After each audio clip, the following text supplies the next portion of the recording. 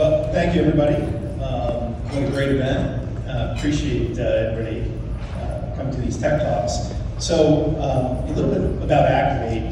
We're an equipment management solution, but I think the twist on what we do is, everybody talks about uptime, right? How do we maximize uptime?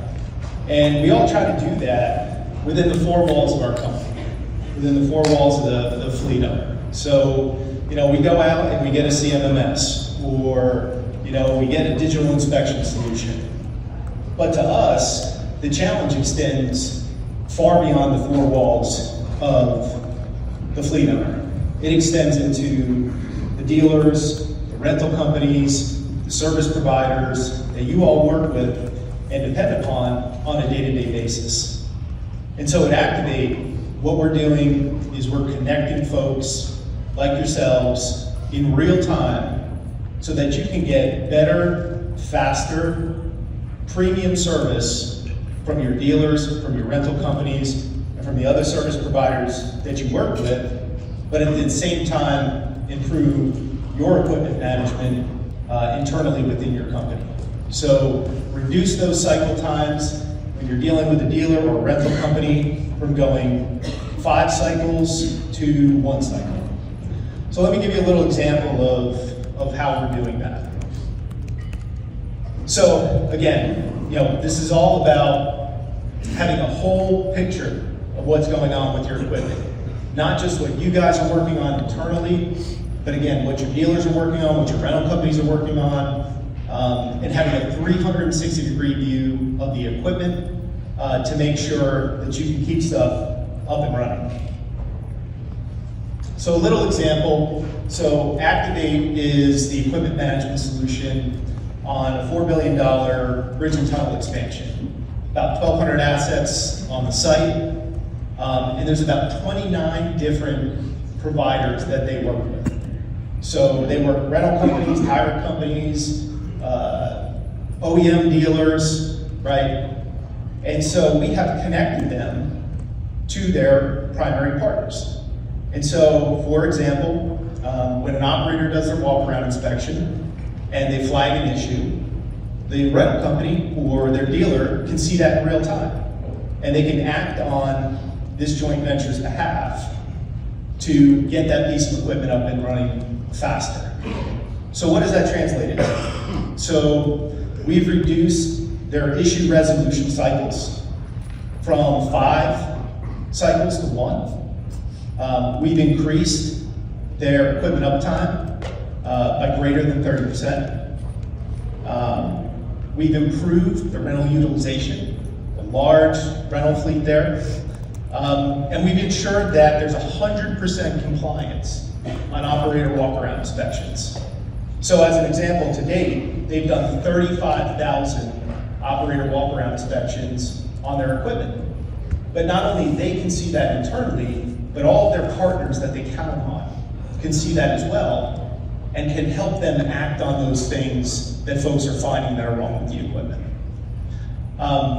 We've reduced the inspection lag time. So, no more paper inspections. So guys don't submit their inspections on Friday and, equipment manager doesn't look at them on Monday or Tuesday.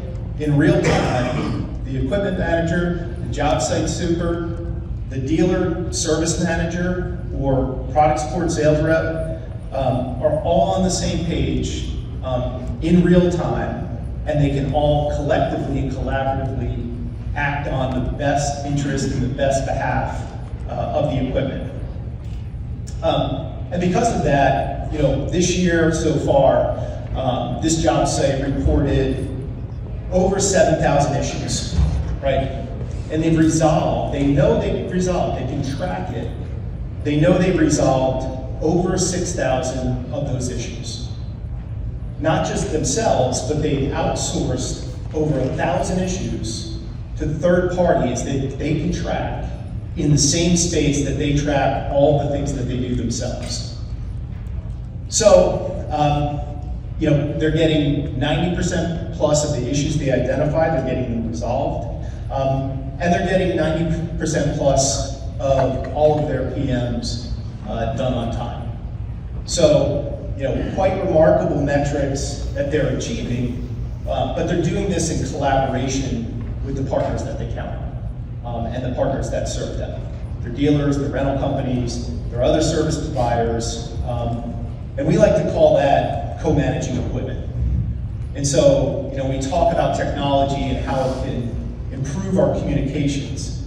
We want to make sure that the equipment management function is effectively communicating with the production side of the house.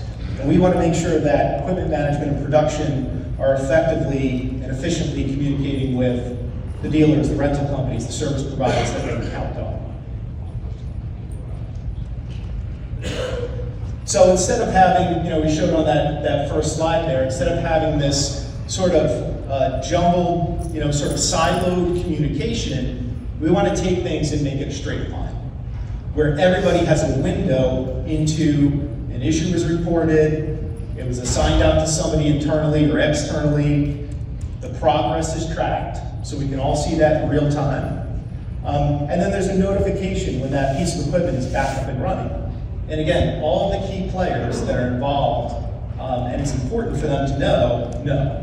The job site super, the equipment manager, your third parties you're working with, the operator, the technicians, everybody's aware of what's going on at the same time.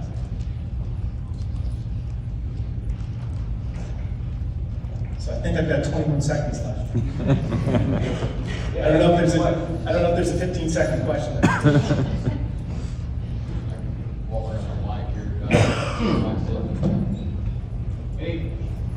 Why am I yelling? I have a microphone. Any questions? I'd be happy to toss this to you. I have one. On the inspection side, so you kind of know, 35,000. Are you able to isolate if an inspection was not done when it was operated? Yeah, 100%. So we have exception reporting, so you can see, they missed their operator walkthrough. In some cases, we can put in rules to say, hey, look, you can't start your shift until you do your operator walkthrough.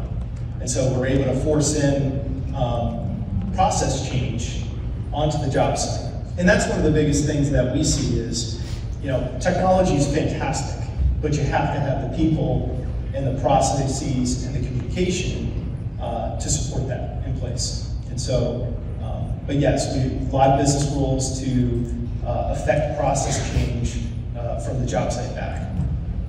Absolutely. All right. Any other questions? All right. Thanks, Brian. Thank you. Appreciate it.